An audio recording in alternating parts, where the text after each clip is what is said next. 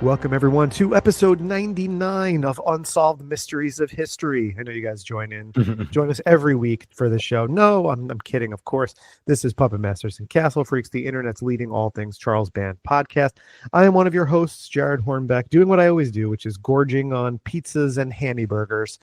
But I am not scouring this Scottish castle alone. No, who's here with me? Well, I'm Steve Guntley, commonly known as a butthead, and this is the podcast about Scottish burritos, dragon zoos, and of course, Dr. Willie Nelson. That's because this is the podcast about Dragonworld, a Moonbeam classic, and perhaps the most expensive and ambitious film in the entire Full Moon universe. We can get into that, but we're very excited to be joined by a special guest talking about all things Dragonworld. Who is joining us today? Yes. Well, we do have a very special guest today. You may have read some of his stuff over at Macabre Daily, and if you haven't, you should check it out, but then you'll have a lot more to read this summer with a big announcement of a book that is on the way. Our guest today is Lowell Greenblatt, and he is a, friend, trivia player, and just overall cool guy and friend of the show. So Lowell, thanks for actually, getting on here finally and doing Dragonworld with us. Yeah, thanks, guys. This was great. You can just say I'm a giant nerd. It's okay. I'm not the alpha nerd, but I am sort of all encompassing. You're the omega nerd. Yeah, you're the final boss nerd. Yeah. Oh, yeah, I like that. There you go. It's about time between Steve, myself, all of our guests, and all of our listeners that a nerd has entered the picture. Finally, honestly. Yeah, I was sick of it just being us two cool guys. Yeah, I think we needed to diversify a little bit. Well, we're excited to have you here. We're excited. I'm curious, why did you want to talk about Dragonworld? Or was this, did you choose this one, or was this a random spin of the dice or spin of the wheel? So fate kind of chose this one a little bit. I met Jared at Horror Trivia, and we got to talking. And when I heard that he did a Full Moon podcast, my ears perked up, and I was like, yes, I would like to do that, please. But then the honeymoon period quickly ended when we went through a list of movies that I'd love to do, and I realized you guys did all of them already. Yeah, we're getting to that point. So I can still talk about Dragonworld, but we got through a few titles that have already been done before that. I just saw you did a remote episode, and I was like, no, that was but no, I definitely I have a past with Dragonworld, and if it's my ticket to get on here, I'm very happy to be here. Well, I'm super excited to hear what this experience that you have with Dragonworld is, because Steve and I have been pretty outspoken in the sense that these Moonbeam movies, we know of them because of David J's book, but these weren't movies that we rented as kids. So anything that's Moonbeam that we've hit so far has been a first-time watch for us. And Dragonworld is no different, although I did know, with this being a Ted Nicolau movie and interviewing him and having him talk a little bit about it, there was a little more context to it. But for me and Steve, this I'm sure is a new one for Steve. It was a new one for me, and so I want to know about your experience with this, because this one totally missed me as a young teenager when it came out. So how did you stumble upon it? So I mean, first of all, there's a book about the Moonbeam movies. Yeah, Dave J. He wrote the book. I came from the video aisle. That's sort of the genesis of this show. Is the two of us had read this independently, and then we decided to kind of talk about it more full time. But yeah, big kind of foundational text for our show. Okay, I think I had that book. I bought it at Comic-Con, but it's been on my to be read pile forever. It's just staring at me, just Tim Thomerson's eyes, just digging into my soul. You're welcome. Yeah. You got to choose two eyes. Come on. Yeah. So I'll just give you my full Moonbeam origin story. It really starts with Moonbeam, actually. And it started with Pet Shop. A friend brought it to a sleepover, which is kind of how I discovered a lot of movies when I was a kid. Someone just, you'd rent them, and a friend might go, hey, look at this. And, if you're lucky, it's not Faces of Death. And Pet Shop was definitely not Faces of Death. And I was like, oh, wow, this is kind of this is kind of neat. But you're a kid and you just absorb most kid stuff that's put in front of you. And you're like, but it also kind of rings a bell. Like, I don't know anyone who's in this one. I don't see it advertised on Nickelodeon. Like, what is this? Is there like, a section of kids movies or kids media that I, as a kid, didn't know about? So that's when, I'd go to the video store, and my town had several video stores. I grew up in suburban Long Island. Video Encounter was the major alternative to Blockbuster. And that's when I would go in and I would rent basically the trailers that I saw in front of Pet Shop. And Pet Shop had that cool video zone at the end where they like showed you how they did things. And that's how I saw Remote and Prehysteria. And I'm still like a little myth there was no video zone for Prehysteria 3. I don't know if you guys have ever gotten into like at what point they stopped doing video zones, but like that always kind of bummed me out, because that's why they stopped. It was weird because they did it pretty regularly, but they stopped sometime in around 99. I'm going to say around the time that the Kushner-Lock era stopped. But then it's been this thing that they've sort of reinvented with the Deadly 10 and all of the stuff that's been highly sort of publicized and promoted while it's been going on. So like more recently in the last couple of years, with some of the stuff they've been putting straight out to streaming, they've been doing video zone like behind the scenes stuff that they've been releasing for those too. But we've talked about like how cool the concept of the video zone was, and how it was something that Steve and I missed. But I watch some of those old video zones now, and that would have been the same thing if I was a few years younger, or if these movies would have found me. Then and those, you said from watching trailers, any one of those movies could have had double digits of trailers. And so there would have been a lot of stuff then to go and try to find. And then I've said many times, I'm very highly suggestible. You throw Charlie Spradling in the mix, and she's trying to sell me some full moon merch, and I'd be buying. That's all you need. That's all you need. I mean, let me go on a tangent for a second. So I don't think I know your origin stories. I'm sure that you've said them a million times over, but did you rent the videos in the video store as they came out, or did you discover them on streaming? You're talking about Full Moon stuff? Yeah, Full Moon. Yeah, Full Moon. Mm-hmm. So I watched a lot. I saw a bunch of Empire movies when I was younger, but I didn't really know enough to know they were Empire movies. Like, I didn't really notice anything about the production company or distribution company. It was just like, oh, this is Reanimator became one of my favorite movies when I was about 14 or 15 years old. I didn't know any of the backstory of who had produced or distributed Reanimator, or who wrote it, or who shot it, or any of that stuff. But then, when Puppet Master came out, when I realized, oh, there's a bunch of Puppet Master movies, I just knew they were low budget movies. I wasn't really aware of Full Moon as a company, as like a branding type thing.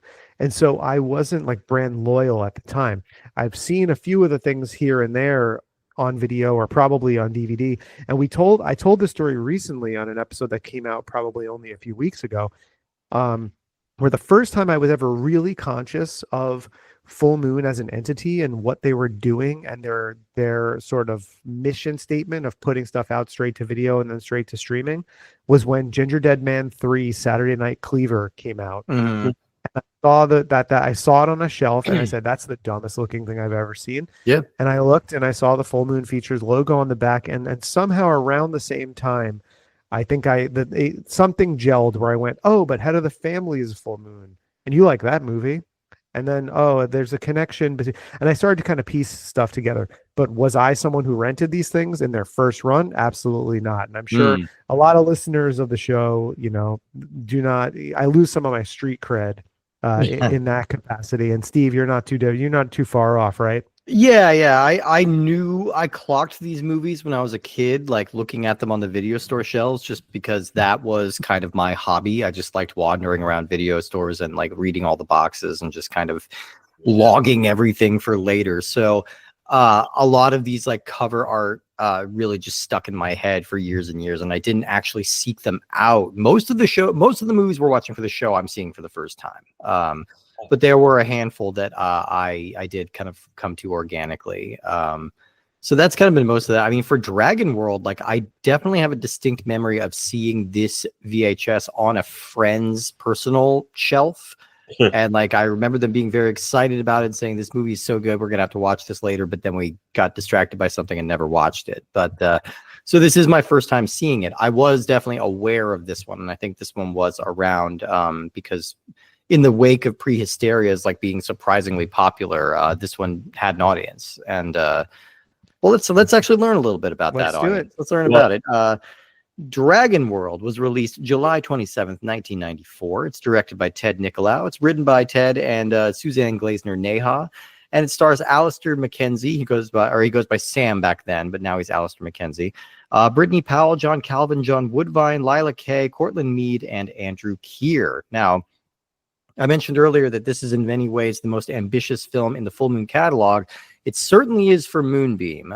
This is, by some measures, and the accounting is not like super official on this, but by some measures, this might be the most expensive film in either the Full Moon or Empire catalogs, like period. I believe this cost between $5 and $6 million.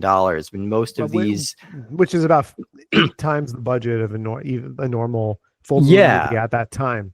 Oh yeah, and even Moonbeam movies, which were getting bigger budgets than Full Moon movies at the time. Like I think it's quoted in Dave's book where it's a Moonbeam movie would be like 1.2 million, where a Full Moon movie would be about 850 grand. You know, but $5 million kind of puts them in the sphere of like a mainstream like Hollywood studio film at this time for like a low level kids movie.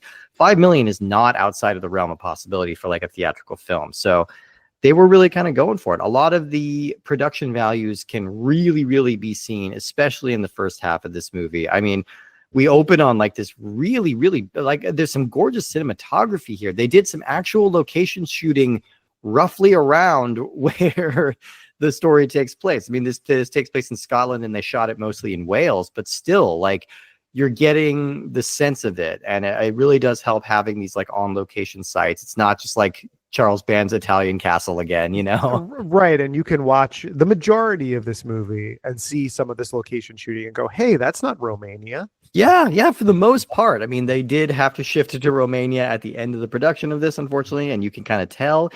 But this already has a lot going for it, including a really huge animatronic dragon and a lot of stop motion work by the late, great Dave Allen, who we talked about quite a bit on this. Now, Ted Nicolau, for his part, considers this the highest quality film that he's ever made. I don't know if he considers it his favorite, but he does consider it the highest quality in terms of like storytelling and technical ability.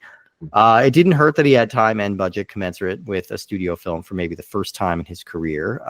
So the good amount of the budget for this went to the animatronic dragon, not just to the construction of it, but also they had to ship it over to the UK and then do a lot of extensive repairs on it by the time it got there. So that was kind of the biggest expense. So by the end of it, they were running out of money. They had to move the production to Bucharest to finish it out. And you can kind of immediately tell. It's like when they're in Dragonworld is when we are in Romania. And like things just kind of suddenly do look cheaper in a way that's kind of hard to define. But yeah, it's definitely evident.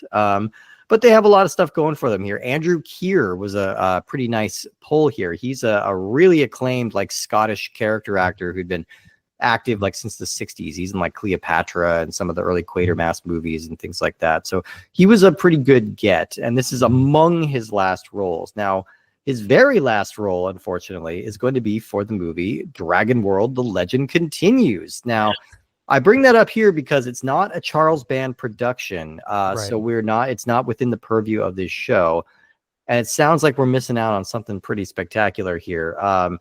That movie is still written and directed by Ted. Weirdly takes things back. So in the course of this movie, our main character Johnny goes from age 5, and then most of the time he's like 20 years old or whatever. This second movie goes back to when he's an early teen. He's played in that movie by Drake Bell, who you might know if you followed the unsettling Quiet on the Set documentary on HBO. You know, it's he was a big Nickelodeon star for a couple of years. So he is playing Johnny as like a younger man who is also a wizard. So they're definitely leaning into like the burgeoning Harry Potter fad. And Andrew Keir gets to come back despite his character being dead. But they also had to cut corners a lot of other places, including the dragon, who is now played by a man in a floppy costume. If you watch the trailer for this thing and see that little guy running around, you can see that this is a ridiculously huge downgrade from the dragon that we get in this one. So it looks kind of amusing, but luckily we're not going to have to cover it.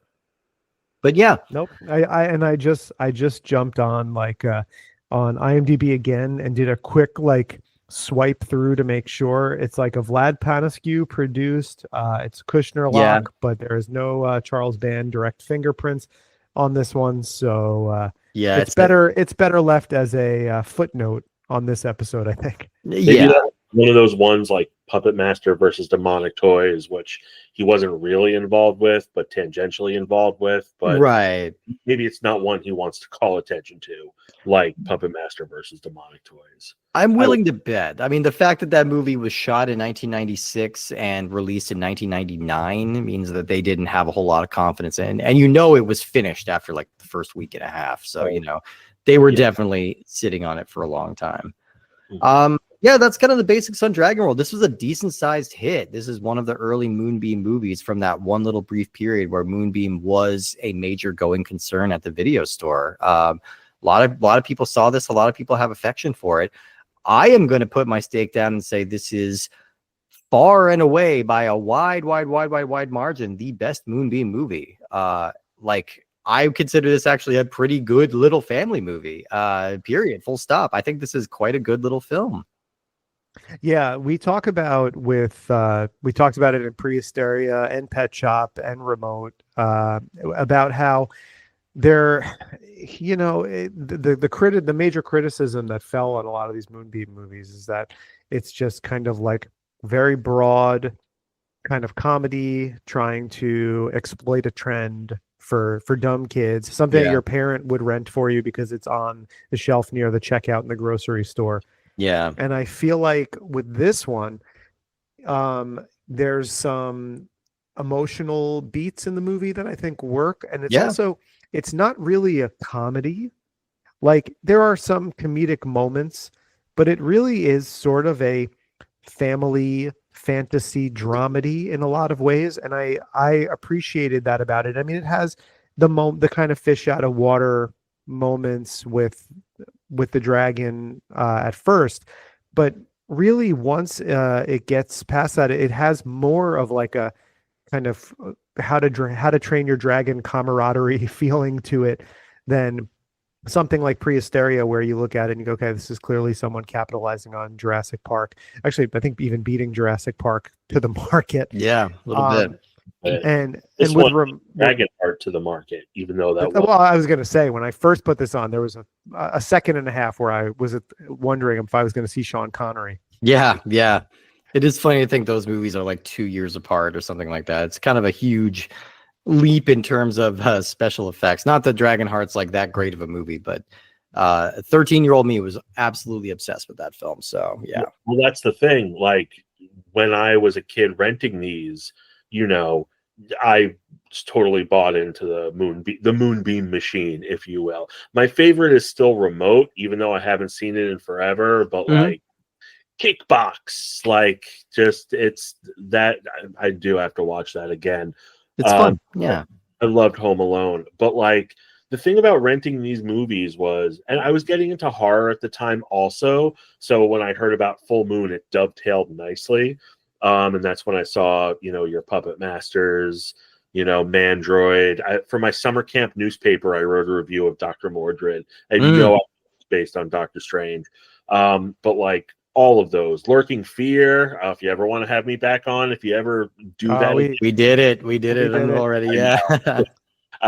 That's just me avoiding. But the thing about these movies is that there wasn't like people didn't really talk about them at school, and there wasn't like a Moonbeam shelf or a Full Moon shelf. Not quite. Video store. They were all mixed in with other genres. So like as a kid, you're just like, well, this is what I'm consuming. So like you could like, on a rainy Sunday watch Dragonworld and Jumanji back to back, and you never go, hey, wait a minute, one of these is kind of more put together than the other. It's just all kind of in the stew of like childhood. Absolutely. We brought that up before about how a lot of these movies, to the people who are on the show talking about them, and some of them even for us, kind of hit at a time when we couldn't really differentiate the difference between an A and a B movie. Yeah. It was just like, this movie had a release. It is as reputable as any other movie on the shelf. And I think that's all. And you also made a good point, Lowell, where you said about like a rainy Sunday movie. So full disclosure, I'm like recovering from the flu right now. And I texted Steve earlier and I said, this is actually a pretty good, like, laying in bed, recovering from the flu movie. Yeah. Because the plot devices are conventional enough and the narrative beats are identifiable and how should I say this, like predictable enough that you can kind of zone in and out of the movie. Now, I didn't, because I was watching it, taking notes on it for the show. But I think, you could kind of fall in and out and keep up with what's going on in the movie, because it, there's nothing too surprising narratively that happens in it. But there's sort of a comforting, like, glow of a crackling fireplace to the aesthetic of this movie that actually made it really pleasant to watch while laying in bed on cold medicine. Yeah, I could see that. Yeah. Mm-hmm. No, I found it generally very pleasant. Like, this is for a full moon movie, like, or for a Moonbeam movie, it's relatively well acted, and I do have the beautiful scenery and the beautiful environments and a janky looking but very kind of, I don't know, endearing dragon design. Like, he's very goofy looking. It looks like parts are about to like fall off him all the time, but like there is just a nice little bit of personality of having this big hulking thing like kind of towering over your movie. And he's used sparingly enough that like he never really gets too silly. I don't know. I found Yowler pretty adorable. Well, I will say there's a point where Yowler kind of like curls up and turns his head upside down, and that's sort of like, I as the owner of a Sphinx cat, when Cleo does that, her head doesn't look entirely different from how Yowler's looked, and so I did find it very endearing and kind of adorable at times, because it did remind me in a lot of ways of my cat, who I find to be adorable, but I recognize a lot of the general public find Sphinx cats to be sort of strange and occasionally off-putting. I will say, well, first of all, yes, it is very, very. I don't want to say everyone's like an incredible actor, because there are some not great actors in this, but everyone's taking it seriously. Yeah. And like Andrew Keir and those old Lila Kay, those older Scottish actors are acting. They're shooting for the moon. They're acting like they're in a Disney movie, or like, even like they're playing Shakespeare. And I think that really, really adds to it, as opposed to just, Angus Scrim in the worst wig in the world as Radu's father. Like, where am I? What's happening? We love Angus Scrim. But I totally forgot he was in that movie. Yeah, it's been so long since we watched it. He's got like the powdered wig on. Yeah.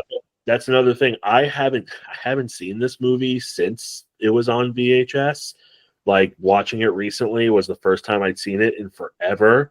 And I was really surprised. Like, yeah, there is a lot of production value. And I actually said to myself, wow, Charles Band paid for two Yowlers? Yeah. Because young Yowler and older Yowler. And I'm like, I completely forgot. Like, Full Moon used to have like, or Moonbeam used to have like a gradation of, they would put money into things. Yeah. And he does look kind of goofy, but like, like I said, as a kid in the 90s, you bought it.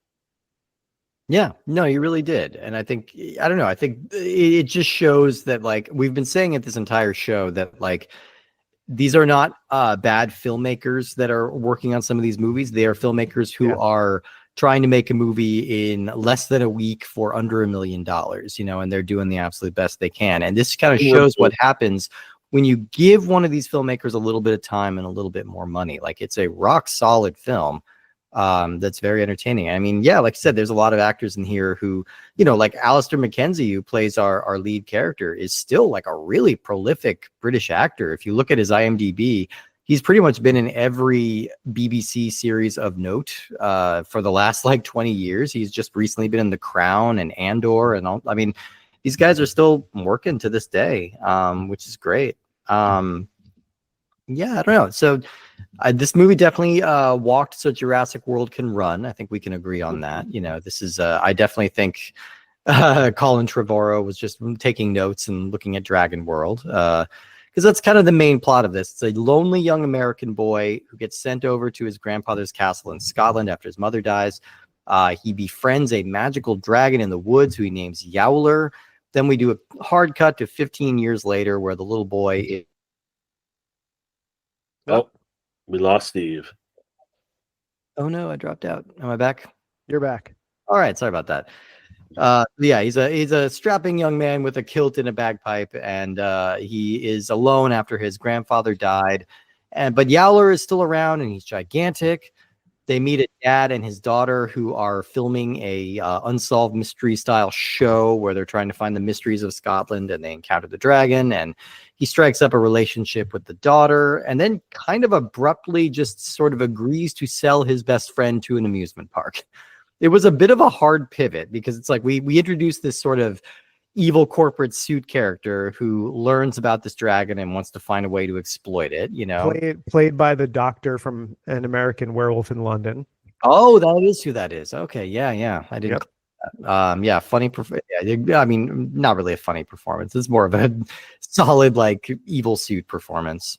But he does kind of play it a little bit like, your grandpa a little bit. Oh, yeah. He does have, there is the grandpa in the movie, but you see this guy and you're like, well, he's in a suit, but how bad could he really be? And then he like reveals it later. There's like, I don't know, an inherent paternal quality in old Scottish male actors. Yeah. Well, I like that aspect of it because I think the way they introduce the trio, well, it's one Scottish guy and then two Americans who are in their whirlybird, going to cover some of this stuff in Scotland. They set it up that this Anderson is going to be sort of the foil, or Armstrong rather, Bob Armstrong is going to be the you assume he's going to be the one, and he is to an extent, but he's not really the malevolent force. I sort of like the idea that he kind of realizes once he makes the deal too that he kind of messed up. Yeah. Like, I mean, we have foresight that these people didn't have, but I mean, if Connell Cochran taught me anything, it's just don't make deals with like shady UK businessmen. Yeah. Come on. Yeah. It's not that hard. Those sideburns are lies. Just lies. And I also, you mentioned Jurassic World, but really this movie is like riding the coattails of Jurassic Park so hard. I didn't notice it when I was a kid. And you think like, oh, Prehysteria, because it's mini dinosaurs. That's the one where they're like going after Jurassic Park. But this has so many shots of like a camera crane like tilting down while people are like, I think someone even takes off their glasses at some point, just like Laura Dern. It's like there's so much Jurassic Park in this. And it makes me wonder if like Charles Band was like fucking Spielberg and these little. I need more people looking at things. I'll show him. I mean, I think having Prehysteria come out when it did was more fortuitous. I think it was just like, oh, we were working on a tiny dinosaur movie, and then this huge dinosaur movie came out around the same time. This one would definitely be coming around in the shadow of Jurassic Park. So there's definitely an element of that. Jared pointed out, he was texting earlier, that this is basically Moonbeam King Kong, which obviously there's a lot of King Kong in Jurassic Park as well. But yeah, this is there's definitely a direct line to that. But it's all pretty charming. I mean, it's pretty predictable for a kid's film. It is he's going to end up in the zoo, and then they're going to have regrets about putting him in the zoo, and they're going to try and save him. Yowler discovers that he can breathe fire, and again, a very a clumsy but charming special effects sequence. And they need to defeat the evil industrialist and break him free. Right. And clumsy but charming, I think, is the perfect descriptor for that. But I think the biggest thing is like you don't get the sort of like madcap slapstick, like, hey, look at these little dinosaurs playing air guitar or skateboarding type thing in this. I think maybe this is a Nicolau thing where I think he understood tonally really what they were trying to do here.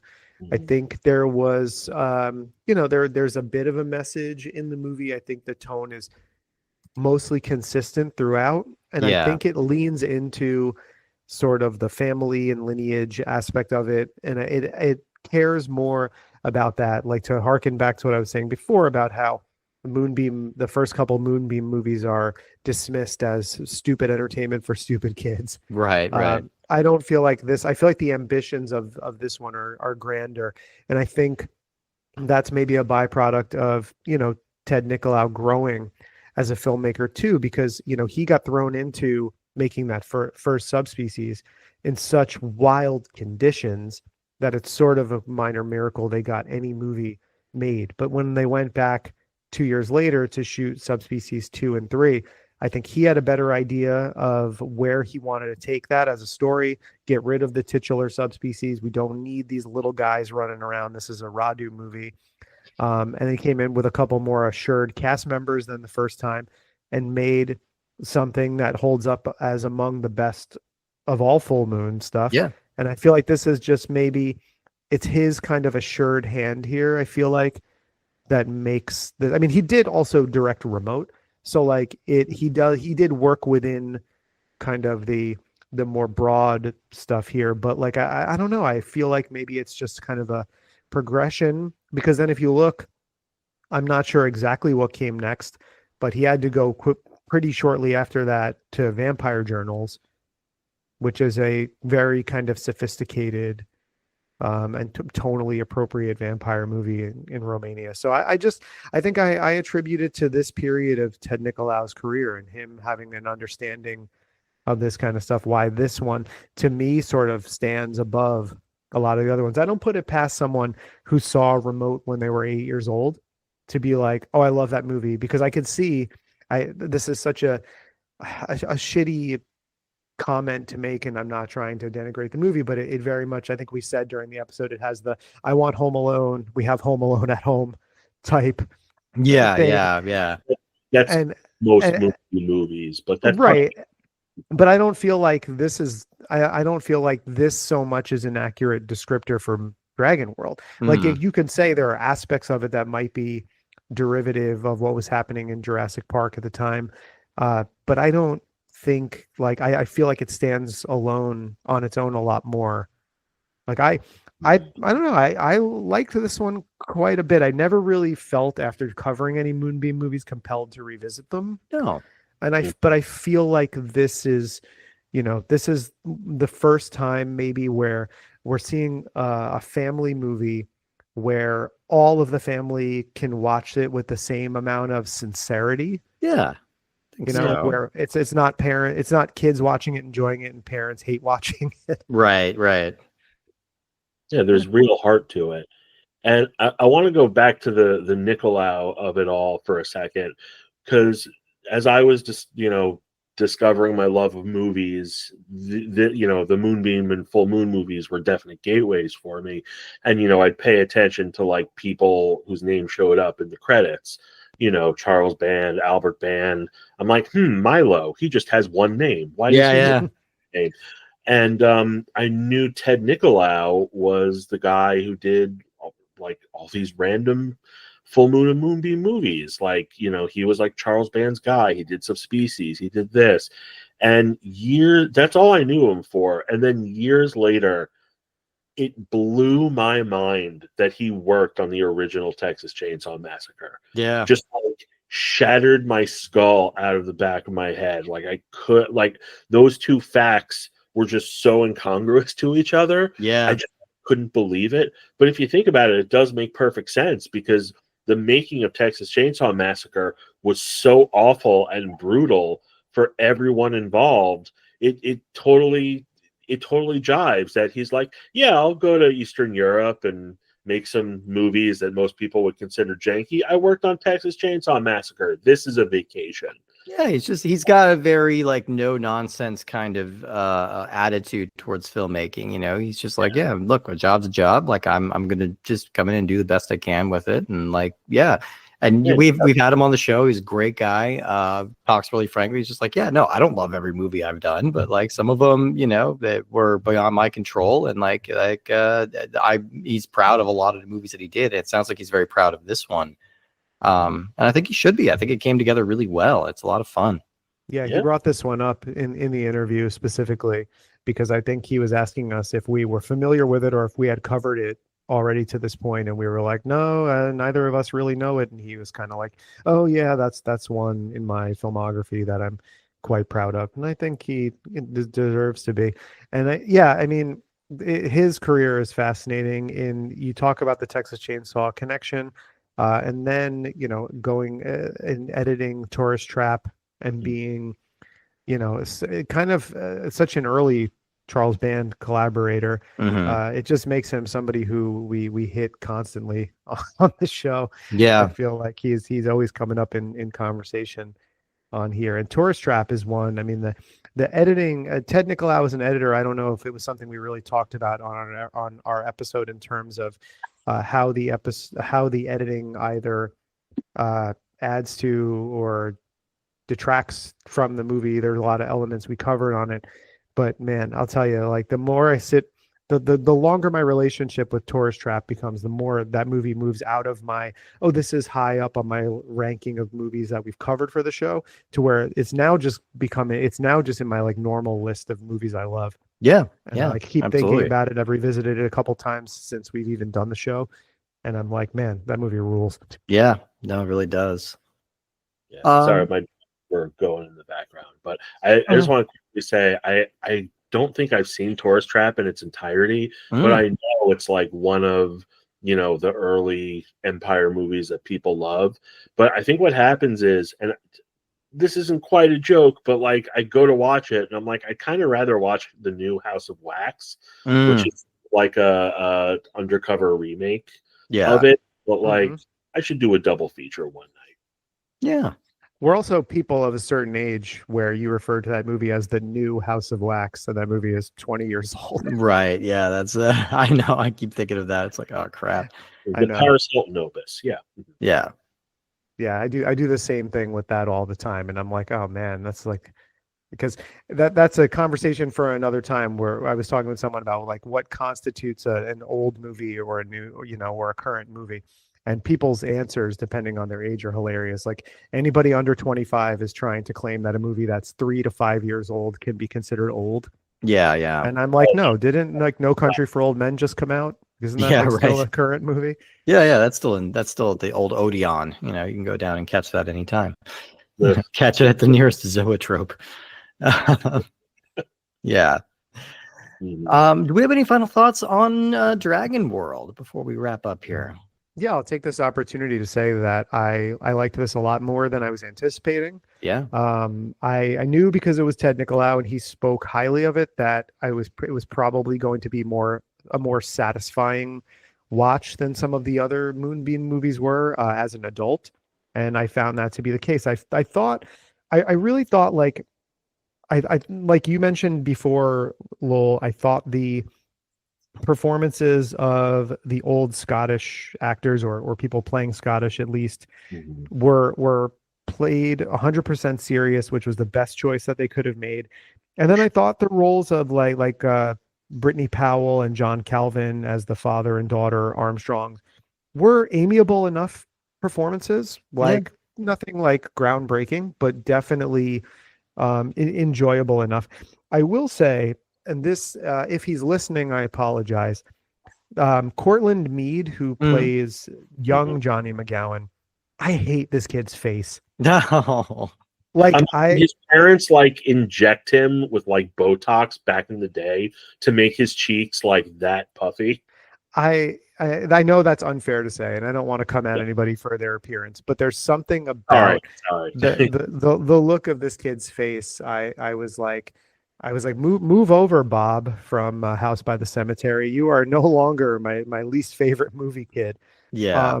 But you know, he was kind of around a lot. I mean, I remember he was one of those child actors who was being put forward as Anakin Skywalker for Phantom Menace. I think he was one of the ones who nearly got it. Well, listen, you know what? I may not like his face, but he probably would have been better than Jake Lloyd. Probably would have, yeah. Looks like he's largely retired. Hasn't done a project for like 15 years now. So yeah. And he grew up. He's like person size now, and I'm like, oh, good for him. He's a normal, good-looking guy. Yeah. I don't hate your face anymore. He also was Danny Torrance in the best adaptation of The Shining. Well, yeah, the more accurate one, obviously. Yeah. The more book if we start talking about the Shining adaptations, we'll be wrong. But I'm like, as a TV movie, not bad. Not bad as its own thing, but not the I've been meaning actually to revisit it because it's always sort of the butt of the joke of it being the one that, you know, Stephen King prefers. And it's Steven Weber, and it's like, come on, you're going to compare, like, I love Wings as much as the next guy, but you're going to compare Steven Weber to Jack Nicholson. It's kind of like, it seems ludicrous, but I feel like if I were to revisit that and watch it, I think I would have more appreciation for it. Than most people do. I think most people just kind of ignore it immediately. Well, it is totally different. I mean, I refer to The Shining in some ways, like Kubrick's Shining, is like an accidental masterpiece. Because, like, as an adaptation, it's terrible. As a Kubrick movie, it's excellent, which I heard from Mick Garris, who directed the miniseries. But like, you see Jack Nicholson in The Shining, and you're like, oh, this guy has an axe in his trunk. He's gonna kill me right now. But you see Steven Weber, and like, he doesn't really seem threatening at all, and you like see his descent into madness, which is more what King had in mind. So it is kind of apples and oranges, but you know, that I was like 12 when it came out, and I have some affection for it. I forgot until you just said it that Mick Garris directed it. Yeah, sure did. There's a good chance if it's like post 1989 and it's a Stephen King adaptation, Mick Garris had a thumb in there somewhere. Oh yeah. And listen, I go to bat for some much maligned Mick Garris projects. I am the world's #1 defender of Psycho 4. Yeah, that's true. Hussey. That's true. Psycho 4 is fine. It's good. Capper. Yeah, for sure.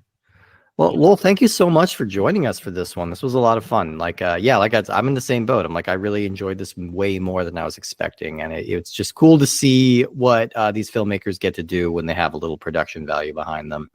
So you're right. Tell people where they can find all of your stuff, including you've got a pretty exciting project coming up, sounds like. Yeah, I write for Macabre Daily. That's macabredaily.com or at Macabre Daily. You can find me on Instagram, Lowell School, my first name, at LOWELL School, for news, reviews, articles, random funny stuff. But I have a book coming out this summer about the Nightmare on Elm Street films. Not so much a making of, more an analysis and appreciation of each film, sort of chapter by chapter. But I do have interviews with several key cast and crew who are talking about it. We're just past the original film's 40th anniversary, and I've talked to some great people. They're excited. I'm excited, and I can't say the title or the publisher yet, but it will be out this summer.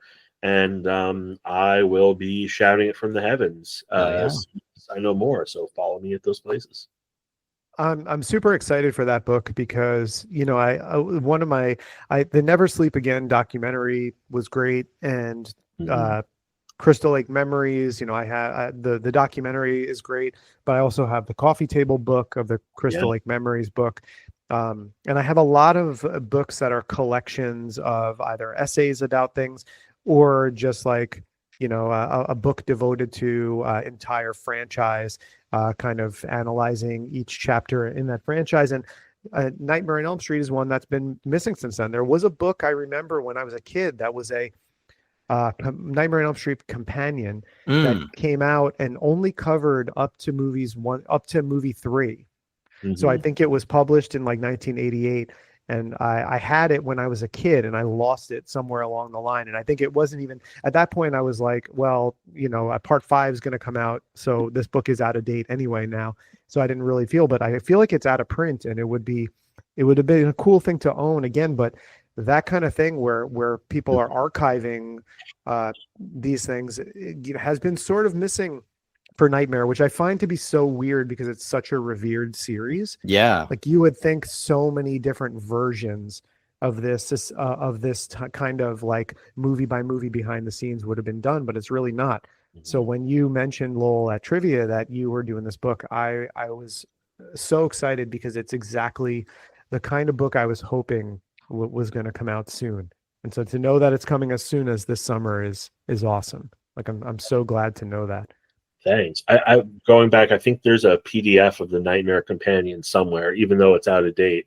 But yeah, I mean, that's exactly why I was doing it. And yeah, like I love Crystal Lake Memories. I love Never Sleep Again, the book and the documentary.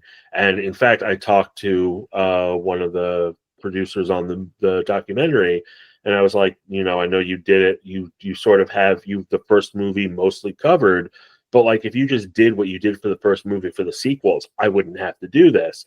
But like I really got into a groove, and I've been talking about these movies forever. Like these are like my Star Wars.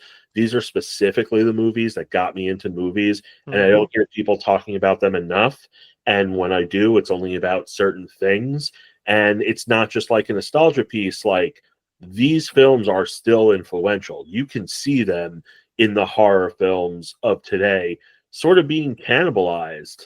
Like, like just like the new It movies as an example. Yeah. You could make a new Nightmare, and I really like those movies, but you could make a Nightmare on Elm Street movie with half the cast and a third of the budget, and it would be great. And it's like it's all there, just no one's kind of running with it. But I want someone to start talking about these movies. I want the conversation back, and that's why I wrote it. Yeah. I don't know if you guys have seen this, but there's been a series of books that have been coming out. I think it's the same author. His name escapes me at this moment, but this guy's been there was the Blairstown one about the first Friday the 13th, and then obviously Crystal Lake Memories is commemorative. It's the whole series. But there's a book. This guy's been putting books out about individual Friday sequels. Oh, he did. There's a whole Baghead Jason. He did 2, and he just did Jason 3D, right? Yeah, no, Yeah. I've heard of those. Yeah, I RG Henning or something. No, I saw them.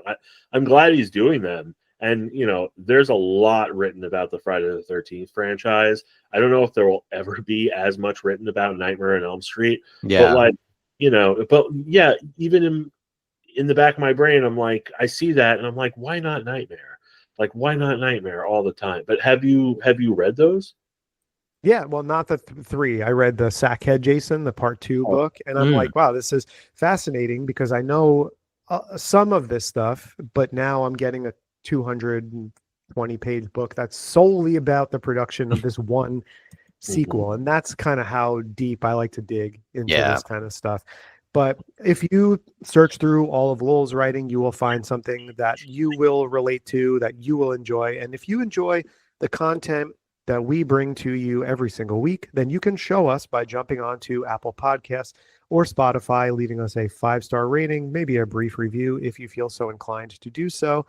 If this was your first time listening to the show, we hope that you enjoyed it, and don't forget to go back into our back catalog and listen to all of our basically 100 episodes. More about that in a second. Yeah. And yeah, hopefully there'll be hours and hours and hours of content for you to enjoy.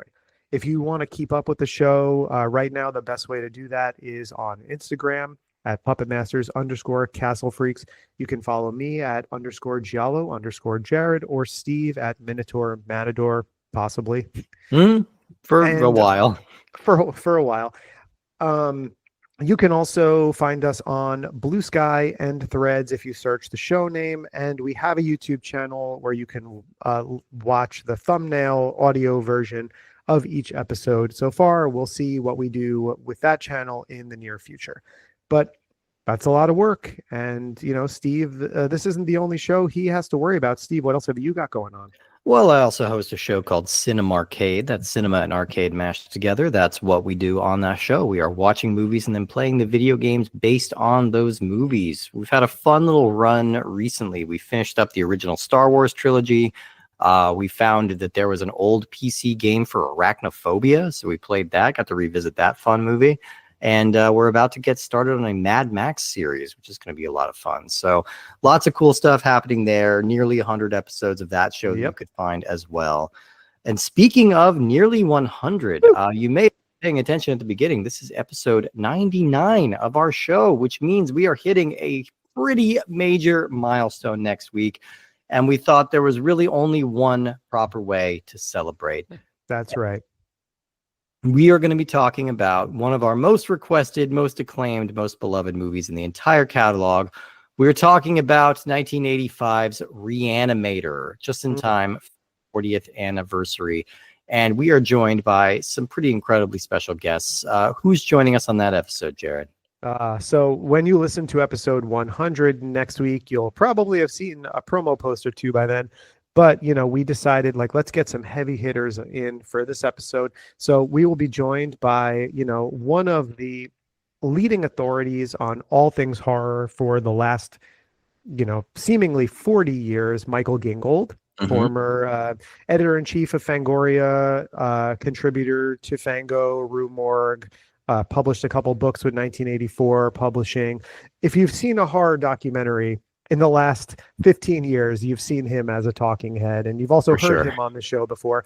But he is not our only guest. We will also be joined by one of the stars of Reanimator, the lovely, amazing, talented Barbara Crampton herself. Yes. Will be on the show with us to discuss 1985's Reanimator. And there's going to be so many amazing behind-the-scenes stories, anecdotes about Stuart Gordon, about Jeffrey Combs, about the release of Reanimator. And so if you're getting sort of Reanimator fever, in your feed right now with all of the anniversary stuff going on, make sure that our 100th episode, the 40th anniversary of Reanimator, is right up there in the Reanimator content that you plan on consuming during that time, because we're so excited to get this episode out to you guys. And it's sort of to this point, the pinnacle of what we've done on the show. So it's pretty exciting. It's super exciting. Barbara could not have been cooler. I'll spoil that right now. That she rules. I think that'll be in line with what most people have probably experienced with Barbara. She's the best. But I'm excited for people to hear that conversation.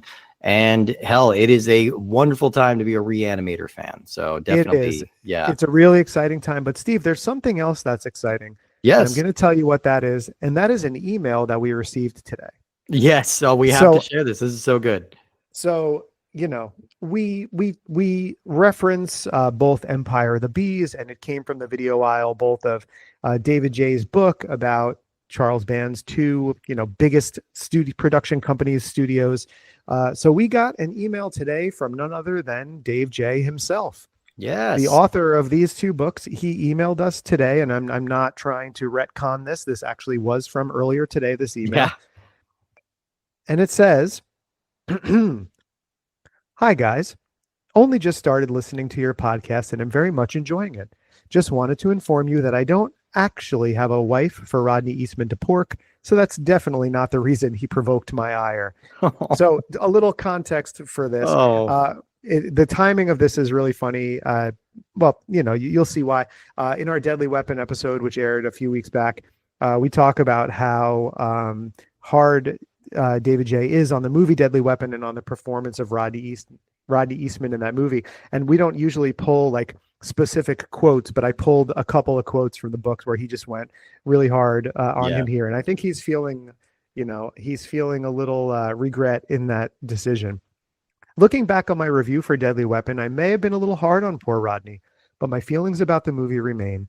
It has a very uncertain tone, which you alluded to in your podcast, and just doesn't work dramatically or emotionally. I think we kind of agree with the first statement, came down a little easier on the movie, personally, us and our guest who we had on the show. But this part of the email, your ears should perk up for this because this is important. Listeners may be interested to know that my Empire of the Bees book from 2014, currently selling for a ridiculous $485 a copy on Amazon, is currently being revised and is to be reissued later this year by Encyclopocalypse Productions. We, myself and co-writers William Wilson and Torsten Dewey, will be updating reviews and adding interviews by Ken Dixon, Brian Yuzna, Bruce Hickey, Clark Carlton, Eddie Deason, and many others. More details when we have a release date. Best, Dave J. So I will certainly be responding to Dave and probably propositioning him to come on and do a long form interview with us to just tell us the wildest things he's encountered while he was researching to put these books together, because I'm sure there's probably stuff that didn't make the books that is pretty absurd. That was so cool. I'm really excited for the reissue of Empire of the Bees because that's been a valuable resource. And I just want to thank Dave for being a good sport over letting us review a little bit about that. We just thought it was a lot of fun. Your book's been an incredible resource for us. So yeah, that was a fun email to get. Absolutely. And I want to encourage people to email us at puppetmasterscastleofreaks@gmail.com, because when we do get this kind of email, we do like to read them on the show. We've had a few of them come, and it's just a nice feature. Makes us feel good that people are listening and interacting with the content that we're putting out there. Thank you again to Lowell Greenblatt for joining us. Check out all of his stuff on Macabre Daily and look out for his Nightmare on Elm Street symposium. Did you call it a symposium? What do you call that kind of composium? What do you call a book like compendium? That? Compendium. That's it. Well, that was sweaty. There it is. Anyway, that's as good a time as any to end the episode. And we'll see you next week for our 100th episode bash, the 40th anniversary of Reanimator, featuring Michael Gingold and Barbara fucking Crampton. See you next time.